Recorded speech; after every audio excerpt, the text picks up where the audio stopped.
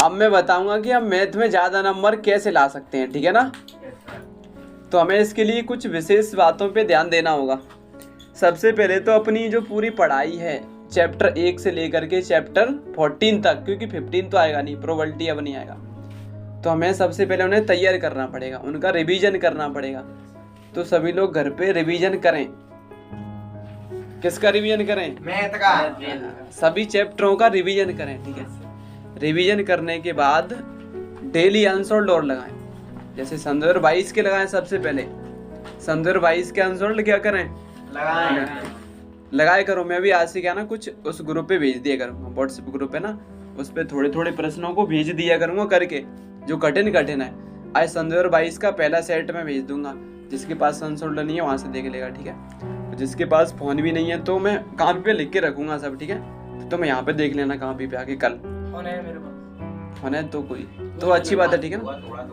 तो हमें सबसे पहला क्या करना बताओ? पहला पॉइंट क्या होता है? मैंने रिवीजन, ठीक है। पूरा रिवीजन करना है चैप्टर 1 से लेकर के चैप्टर 14 तक। जिसमें दूसरा तो कट गया, 5वां कट गया, जो कट गए वो नहीं लेना, ठीक है। रिवीजन सभी क्वेश्चन नहीं करने, कुछ क्वेश्चन करने हैं। एक क्वेश्चन दो एक जो कठिन है वो, जैसे मैंने देखा चैप्टर 1 निकाला, अच्छा ये नहीं आ रहा तो बस वही कर लो या पूछ लो मुझसे, ठीक है।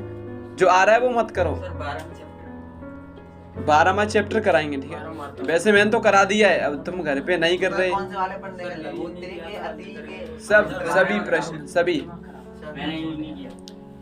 और दूसरा नंबर क्या होता है? अनसोल्ड करना है, ठीक है।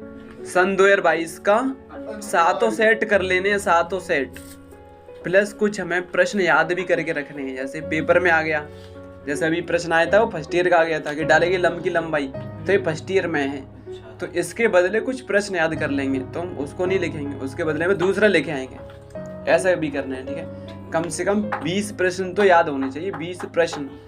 चैप्टर 14 में कोई प्रश्न याद नहीं करना, ठीक है ना। चैप्टर 14 में भी क्या याद करोगे? उसमें माध्य का बहुलक वगैरह है, उसमें कुछ नहीं करना। जो कठिन चैप्टर हैं उसमें से याद करना।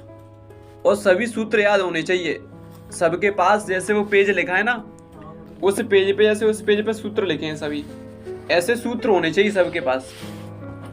सूत्र लिखे होने चाहिए, जिसके पास नहीं लिखे वो लिख लो और उन्हें देखो डेली। सूत्र याद होने चाहिए। हाँ, उस पे तो मैंने भेज दिया। और मैं जो करा रहा हूँ ना, इसे करो, ठीक है। तो इतना काम हो गया।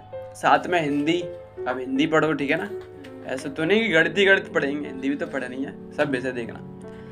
तो हिंदी पढ़ो कम से कम डेली 2 घंटे, क्योंकि हिंदी के लिए कम दिन है। अब कितने दिन रह गए?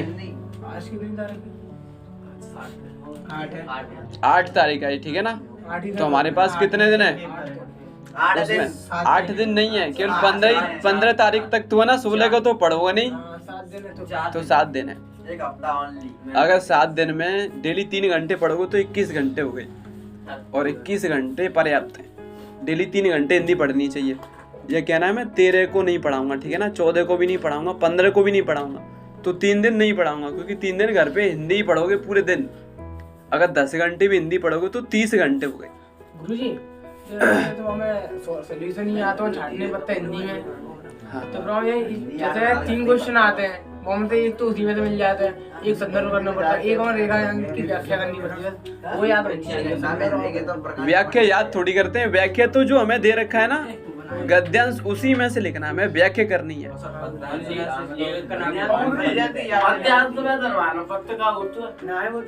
हमें सभी चैप्टर के लेखक के नाम याद होने चाहिए, और ये भी हमें पहचानना चाहिए किस चैप्टर से आया है और इसको किसने लिखा है।